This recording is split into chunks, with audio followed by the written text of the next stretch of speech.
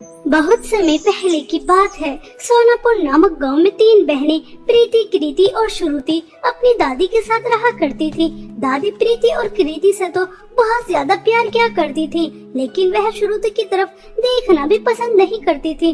श्रुति अपनी दादी की प्यार की एक झलक पाने के लिए घर का सारा काम करती थी, उनकी हर बात मानती थी, उन्हें कभी कोई शिकायत का मौका नहीं देती थी। लेकिन वह इस सब के बावजूद भी दादी सिर्फ और सिर्फ प्रीति और कृति से ही प्यार किया करती थी।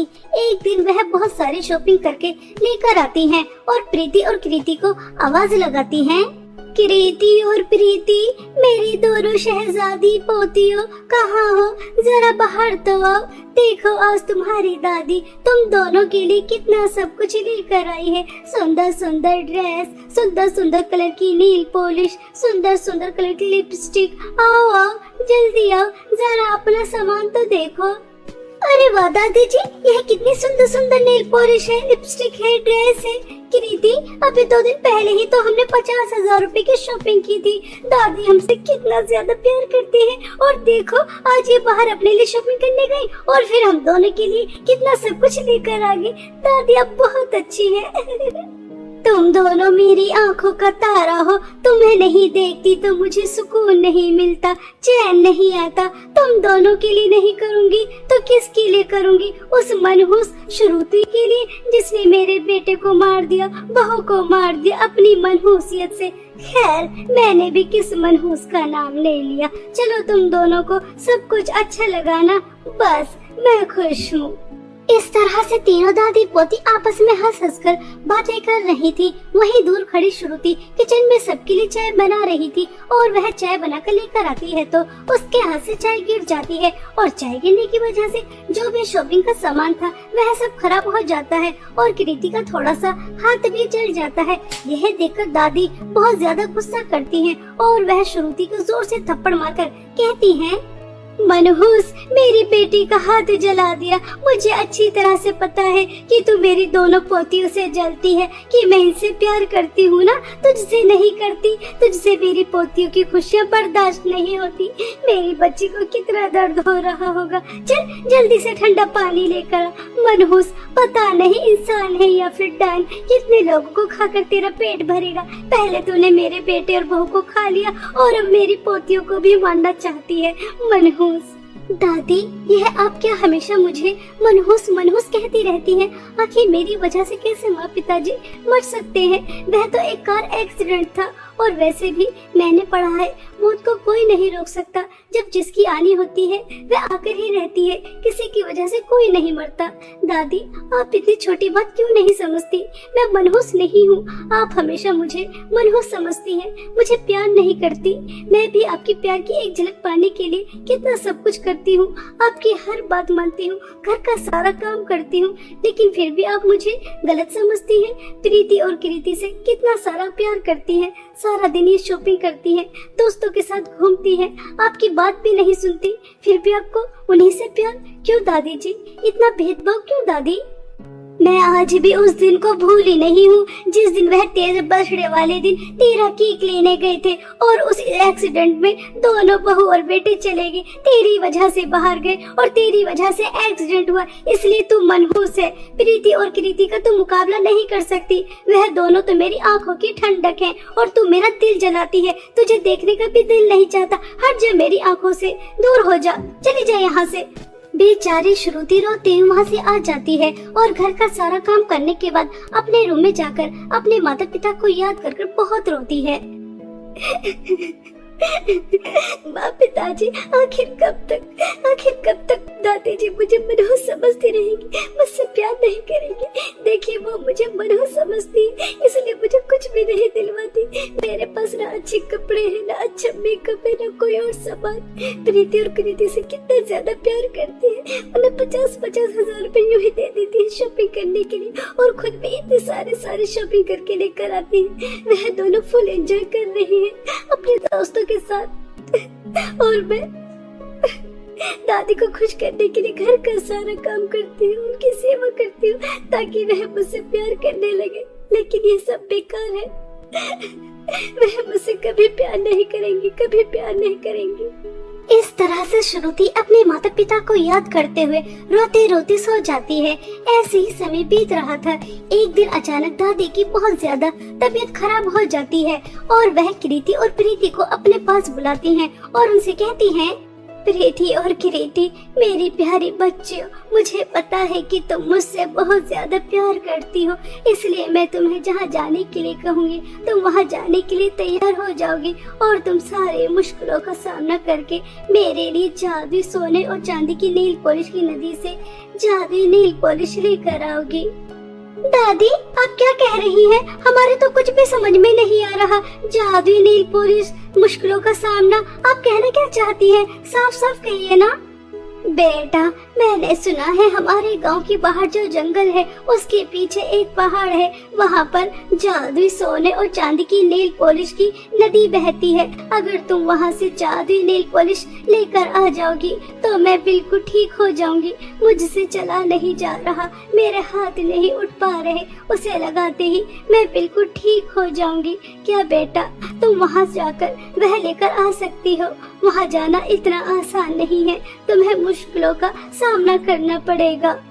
अपनी दादी की बात सुनकर कृति और प्रीति घर से बाहर निकल जाती हैं और दादी को ऐसा लगता है कि उसकी दोनों पोतियां उसकी कितनी बात मानती हैं। तुरंत कहते ही वह चली गई, लेकिन बाहर जाकर दोनों बहनें आपस में बातें करती हैं। कृति, दादी बता रही थी वहाँ जाने पर रिस्क है, हमें मुश्किलों का सामना करना पड़ेगा। दादी की तो अब उम्र हो चुकी है, उन्हें चलने की क्या जरूरत? घर का काम करने के लिए वह है ना नौकरानी श्रुति, और बाहर की बागडोर हमने संभाल रखी है। हम दोनों बहन है ना, अब हम उस बुढ़िया के लिए क्यों फालतू में रिस्क उठाएं? प्रीति क्या कहती है? मैं सही कह रही हूँ ना? हमें वहाँ पर नहीं जाना चाहिए। हाँ प्रीति, तो कह तो बिल्कुल सही रही है। और वैसे भी हमारे गांव के जंगल कितने ज्यादा खतरनाक हैं, वहाँ पर कितने खतरनाक सांप और बिच्छू रहते हैं। ना बाबा ना, मैं अपनी जान खतरे में नहीं डाल सकती। अभी मेरी उम्र ही क्या है, मुझे जीना है, दोस्तों के साथ एंजॉय करना है। दादी की तो उम्र हो चुकी है, अब हम उनके लिए अपनी जान खतरे में क्यों डालें? और वैसे भी प्रीति, आज हमारा दोस्तों के साथ पार्टी करने का प्लान है, तो चल हम पार्टी करने चलते हैं। और दादी से आकर झूठ बोल देंगे, ड्रामा कर देंगे कि हम वहाँ पर गए थे, हमें नहीं मिली। और वैसे भी बेचारे हम पर आँख बंद करके भरोसा करती हैं, हमारी बातों में यूं ही आ जाएंगे। हमसे ये प्यार जो इतना ज्यादा करती है। इस तरह से दोनों हंस हंस कर बातें कर रही थी। यह सारी बातें श्रुति सुन लेती है और वह दोनों के पास आती है और दोनों को एक एक जोर से थप्पड़ मारकर कहती है, प्रीति और कृति, तुम जैसा मतलबी और स्वार्थी इंसान मैंने आज से पहले कभी नहीं देखा। दादी तुमसे कितना ज्यादा प्यार करती है, तुम पर कितना ज्यादा भरोसा करती है, और तुम उन्हें धोखा देने की बात कर रही हो। जिन्होंने तुम्हें इतना प्यार दिया, क्या तुम उनके लिए इतना सा काम नहीं कर सकती? सुन बहन जी, अगर तुझे इतना शौक है ना उस बुढ़िया की मदद करने का, तो तू जाकर लिया जादू सोने और चांदी की नेल पॉलिश की नदी से जादू नेल पॉलिश। हमें कोई शौक नहीं है मरने का उस बुढ़िया की वजह से। वैसे भी उसकी तो उम्र हो चुकी है, हम अपनी जान खतरे में क्यों डालें? चल कृति, हमें देर हो रही है पार्टी में जाने के लिए। ऐसा कहकर प्रीति और कृति वहाँ से चली जाती हैं। तभी श्रुति सोचती है, दादी को मैं इतने दर्द में नहीं देख सकती, उन्हें कितनी ज्यादा तकलीफ हो रही है। मुझे जादुई सोने और चांदी की नेल पॉलिश की नदी से जादुई नेल पॉलिश लेकर ही आनी होगी, चाहे इसके लिए मुझे कितनी भी कठिनाइयों का सामना क्यों न करना पड़ जाए। मैं मेरी दादी को तकलीफ में नहीं देख सकती।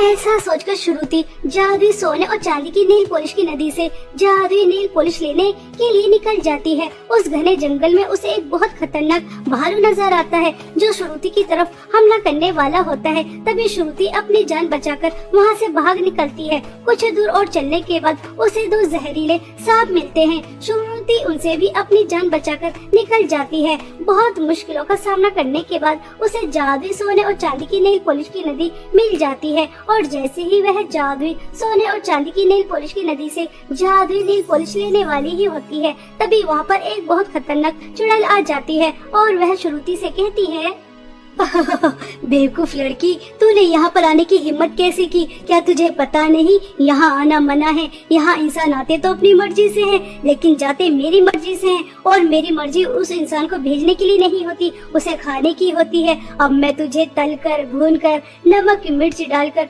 बहुत मजे से खाऊंगी। कोई यहाँ आने की गलती नहीं करता, तूने बहुत बड़ी गलती की है बेवकूफ लड़की, अब मैं तुझे खा जाऊंगी। चुड़ैल जी, आप मुझे पाना चाहती है ना, खाना चाहती है ना, तो खा लेना, लेकिन अभी मुझे मेरी दादी के लिए इस जादुई सोने और चांदी की नेल पॉलिश की नदी से जादुई नेल पॉलिश दे दो, ताकि मेरी दादी इसे लगाकर ठीक हो जाए। वह काफी समय से चल नहीं पा रही, अपने हाथ से खाना नहीं खा पा रही, वह बहुत ज्यादा तकलीफ में है, बहुत दर्द में है। कृपया करके मेरी दादी के लिए जादुई सोने और चांदी की नेल पॉलिश की नदी से जादुई नेल पॉलिश दे दो। मैं आपसे वादा करती हूँ, अपनी दादी को जादुई नेल पॉलिश देकर मैं आपके पास वापस आ जाऊंगी। कृपया करके मेरी मदद करो। वैसे तो मैं इंसानों पर भरोसा नहीं करती, क्योंकि वह भरोसे के लायक नहीं होते, लेकिन तुम्हारी आंखों की चमक, तुम्हारा दर्द मुझे तुम पर भरोसा करने पर मजबूर कर रहा है। ठीक है, तुम इस नदी से एक जादुई सोने की नेल पॉलिश और दूसरी जादुई चांदी की नेल पॉलिश लेकर जा सकती हो। जादुई सोने और चांदी की नेल पॉलिश की मदद से तुम्हारी दादी बिल्कुल ठीक हो जाएंगी, लेकिन जैसा तुमने मुझसे वादा किया है, अपना वादा पूरा करना, ठीक है?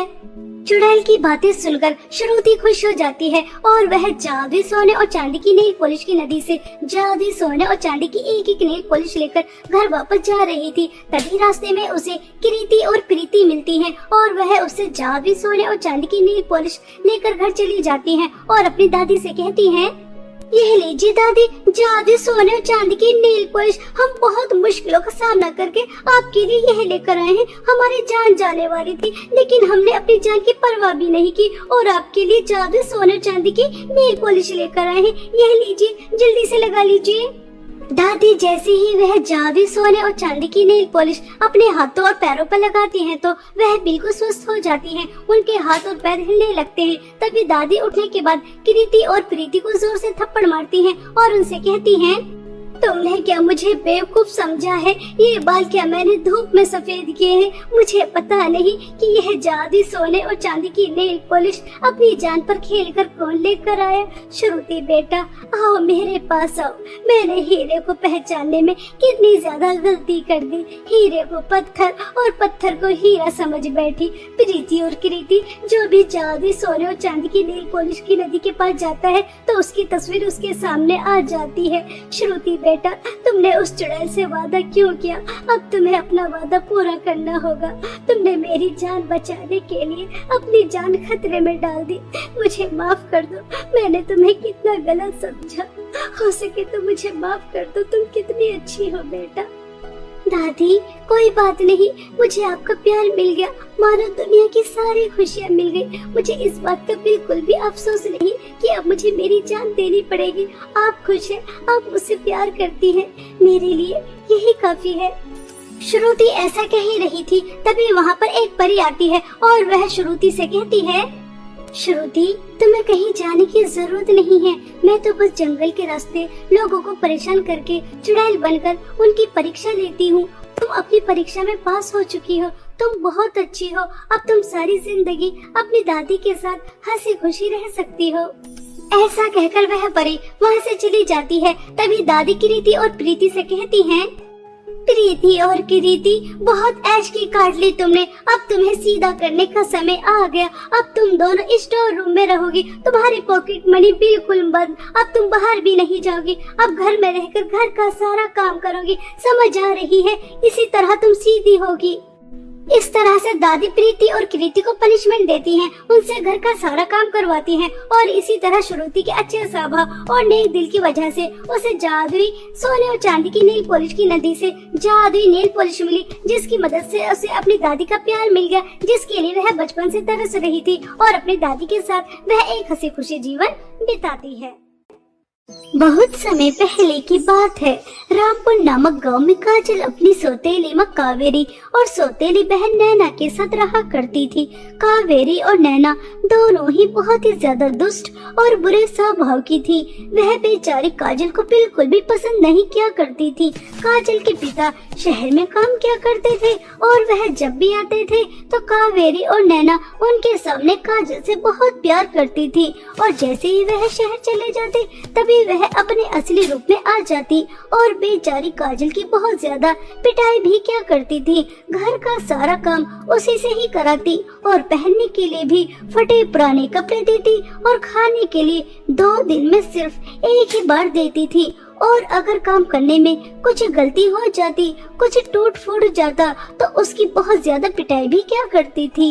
ऐसे ही दुखों की भरी जिंदगी काजल अपनी सौतेली माँ और सौतेली बहन के साथ जी रही थी और ऐसे ही समय काट रही थी। ऐसे ही एक दिन काजल के पिता शहर से गांव आ रहे थे, तभी रास्ते में उनका एक्सीडेंट हो जाता है और उस एक्सीडेंट में उनकी मृत्यु भी हो जाती है। कुछ लोग राम प्रकाश के डेड बॉडी को घर लेकर आ जाते हैं, जिसे देखकर काजल बहुत ही ज्यादा फूट फूट कर रोती है। नहीं नहीं पिताजी, आप मुझे इस तरह से अकेला छोड़ के नहीं जा सकते। माँ तो मुझे पहले ही छोड़ के चली गई और अब आप भी। आप शहर से एक महीने में एक बार आते थे, लेकिन आपको देखकर मुझे बहुत सुकून मिलता था। मेरी सब थकान दुख तकलीफ दूर हो जाती थी। आपने बिल्कुल भी अच्छा नहीं किया इस दुनिया से जाकर पिताजी। पिताजी अपनी आंखें खोली और अपनी बिटिया को देखिए। मैं आपके बिना कितनी अकेली है, कितनी उदास है, कितनी दुखी है। पिताजी पिताजी अपनी आंखें खोलिए। इस तरह से काजल बहुत रो रही थी। तभी कावेरी काजल को जोर से थप्पड़ मारती है और कहती है, मनहूस, रो रो कर पूरे घर में मनहूसियत फैला रखी है। तेरी मनहूसियत की वजह से ही तेरा बाप भी हमें छोड़ कर चला गया। मुझे इस बुढ़े की तो कोई जरूरत नहीं थी, लेकिन अब घर का खर्चा कैसे चलेगा? मेरी बेटी और मैं शॉपिंग कैसे करेंगे? पार्टी में कैसे जाएंगे? मैंने तो इससे दूसरी शादी इसलिए ही की थी क्योंकि यह बुढ़ा शहर में अच्छा कमा लिया करता था, लेकिन अब तो वो भी हमें हमेशा हमेशा के लिए छोड़ कर चला गया। अब पैसे कहाँ से आएंगे, कहाँ से आएंगे? मुझे तो इस बात की चिंता हो रही है। इसका तो कोई बैंक बैलेंस भी नहीं है। मुझे तो बुरी तरह से फंसा के चला गया बुढ़ा, और ये रो रो कर मेरा दिमाग खराब कर रही है। मनहूस नौकरानी। माँ, ये आप कैसी बातें कर रही है? पिताजी आपसे कितना ज्यादा प्यार करते थे और आप उनके बारे में ऐसा बोल रही हैं। वह अब इस दुनिया से जा चुके हैं। कम से कम अब तो उनके बारे में ऐसा मत बोलिए। उन्होंने आप दोनों के लिए कितना कुछ किया, रात दिन मेहनत करके पैसे कमाए और एक भी रुपया अपने पास नहीं रखा, सब आपको ही दिया, और अब आप उनके बारे में ऐसा बोल रही हैं।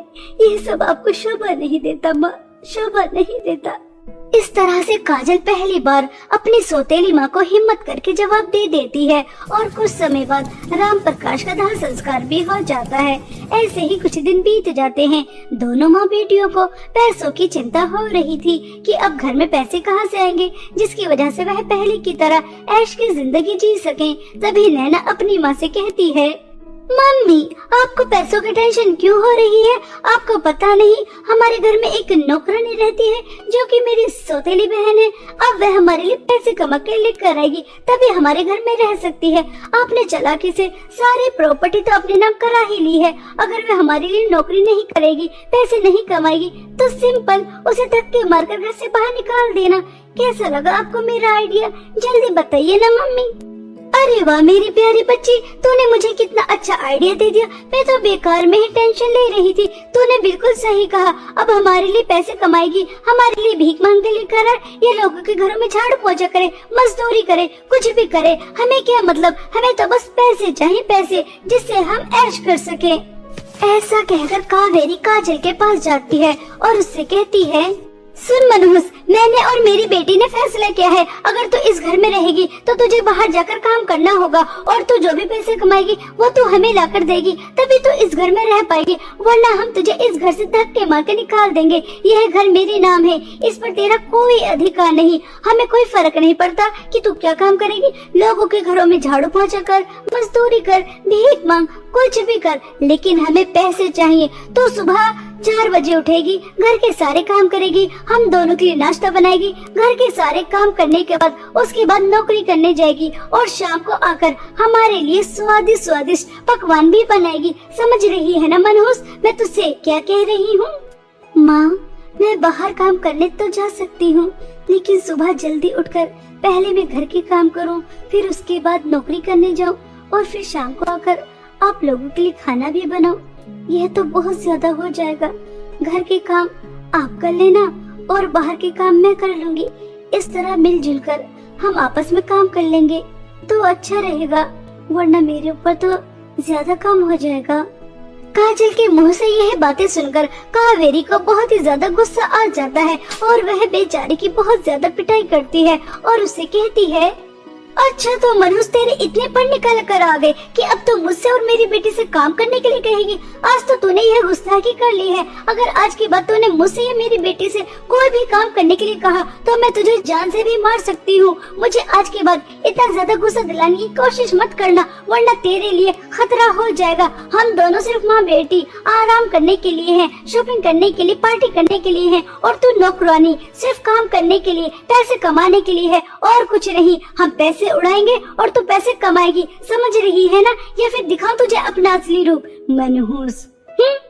बेचारी काजल चुपचाप अपनी सौतेली माँ की बात मान जाती है, क्योंकि उसे अच्छी तरह से पता था अगर वह अपनी सौतेली माँ की बात नहीं मानेगी तो वह धक्के मारकर उसे घर से बाहर निकाल देंगी। काजल को सर छुपाने के लिए छत की जरूरत थी, इसलिए काजल अपनी सौतेली माँ की हर बात मानने के लिए तैयार हो जाती है। अब काजल सुबह जल्दी 4 बजे उठती, पहले घर का सारा काम करती और उसके बाद दूसरे घरों में जाती झाड़ू पोंछा करने के लिए। एक घर से दूसरे घर, दूसरे घर से तीसरे घर और तीसरे घर से चौथे घर, इसी तरह शाम तक लोगों के घरों में काम करती रहती और शाम को हारी थकी आती और उसके बाद दोनों माँ बेटियों के लिए स्वादिष्ट पकवान बनाती और दोनों माँ बेटी के खाने का इंतजार करती और उनके आगे का जो बचा कुचा होता उसे खुद खाती। इसी तरह रोज होने लगा था।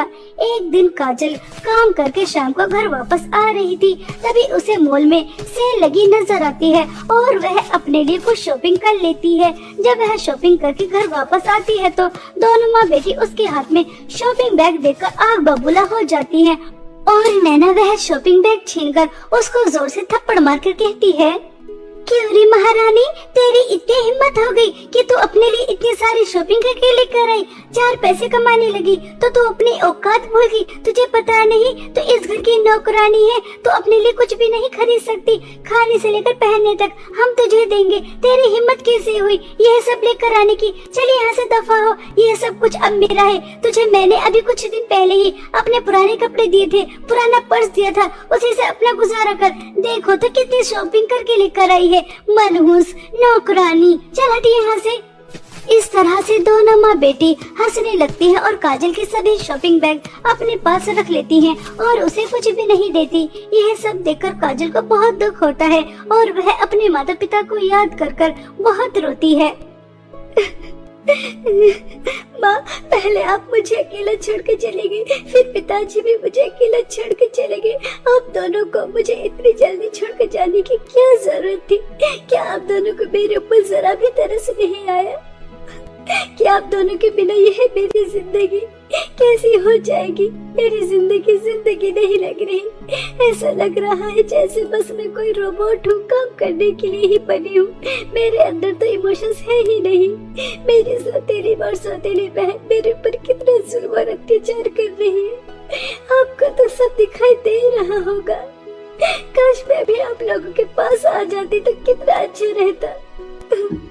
कम से कम ऐसी जिंदगी से तो छुटकारा मिल जाता जैसी मैं जी रही हूँ।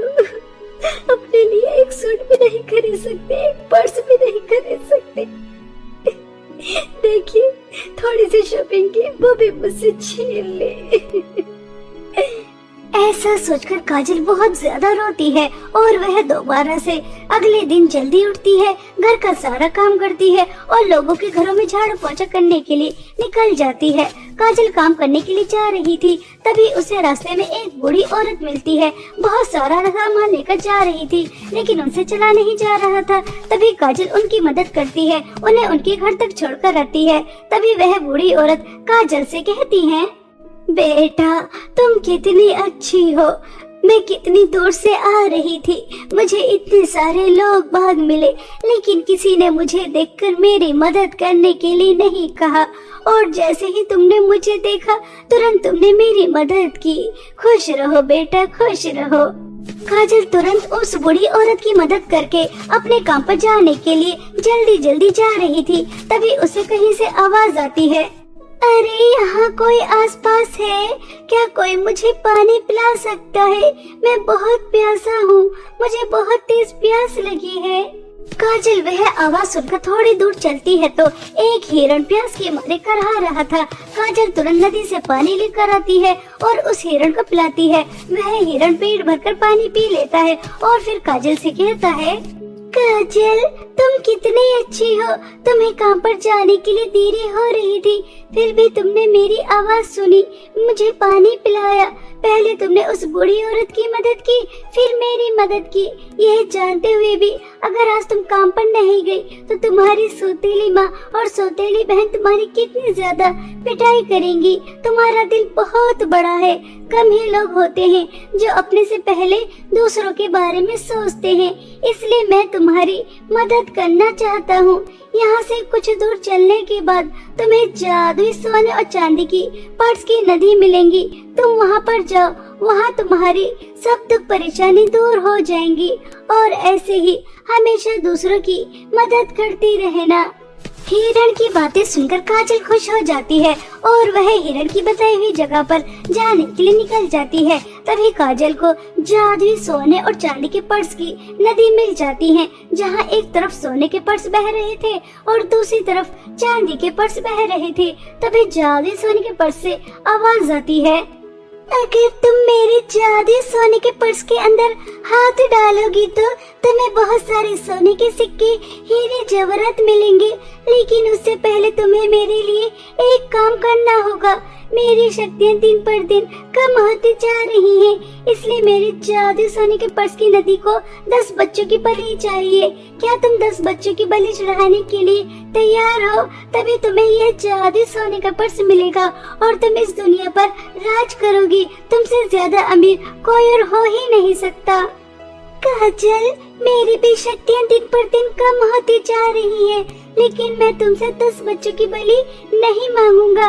बस तुम 1 महीने तक लगातार 100 बूढ़ी औरतों की मदद करना, उनकी सेवा करना और दोबारा से मेरे जादुई चांदी के पर्स की नदी में डुबकी लगाना, तो मेरी शक्तियाँ वापस आ सकती हैं।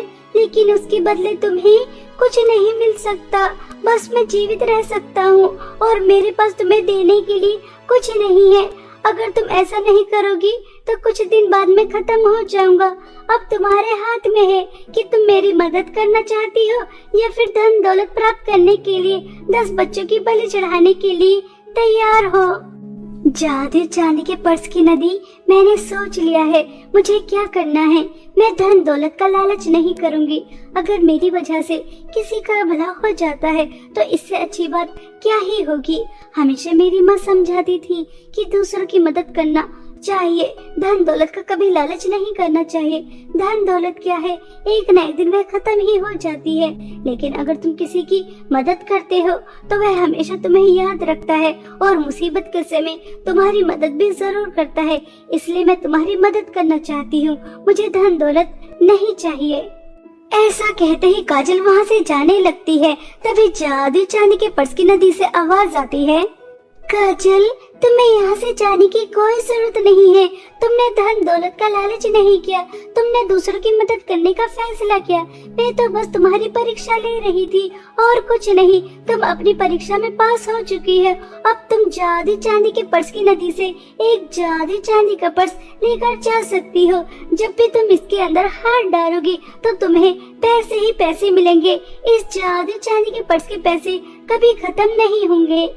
जादुई चांदी के पर्स की नदी की बातें सुनकर काजल खुश हो जाती है और अब वह अपनी सौतेली माँ के घर वापस नहीं जाती। जादुई चांदी के पर्स से पैसे निकालती है और अपने लिए एक सुंदर सा घर खरीदती है और एक बहुत बड़ी शॉप खोलती है, जिसके अंदर वह बहुत सुंदर सुंदर पर्स रखती है और गांव के गरीब और परेशान लोगों की भी बहुत मदद करती है। इस तरह काजल अपनी सौतेली माँ से बहुत दूर एक हंसी खुशी जीवन बिता रही थी। ऐसे ही एक दिन दोनों माँ बेटी पर्स खरीदने जाती हैं, तो वह काजल की ही शॉप पर जाती है और काजल को देखकर हैरान हो जाती है। मम्मी, यह इस नौकरानी की शॉप है। यह कितनी ज्यादा अमीर होगी। इस नौकरानी ने जरूर कहीं लंबा हाथ मारा है, तभी तो यह हमारा घर छोड़कर यहाँ आकर इतनी दूर शहर में बस गई और अपनी इतनी बड़ी शॉप भी खोल ली। नहीं नहीं बेटा, अगर यह नौकरानी चोरी करती तो इतनी खुलेआम काम नहीं करती। चक्कर कुछ और है, पता लगाना ही होगा। ऐसा सोचकर दोनों माँ बेटी काजल के ऊपर नजर रखने लगती हैं और एक दिन काजल आधी चांदी के पर्स से पैसे निकाल रही थी और उसी समय उन्हें पता चल जाता है कि काजल के पास चांदी का पर्स है, जिसे देखकर दोनों माँ बेटी बहुत खुश होती हैं और एक दिन मौका देकर उसे चुरा भी लेती हैं और जैसे ही चुराकर अपने घर लेकर आती हैं और उसके अंदर हाथ डालती हैं तो उसके अंदर से बहुत सारे सांप निकल कर आते हैं और दोनों माँ बेटी को तुरंत ही डस लेते हैं। दोनों माँ बेटी की तुरंत ही मृत्यु हो जाती है और उन्हें उनके लालच और बुरे स्वभाव की सजा बहुत अच्छी तरह मिल जाती है और जादू चांदी का पर्स दोबारा से काजल के पास पहुंच जाता है, जिसकी मदद से वह अपने साथ साथ औरों की भी जिंदगी में खुशियां लेकर आती है और खुद भी एक हंसी खुशी जीवन बिताती है।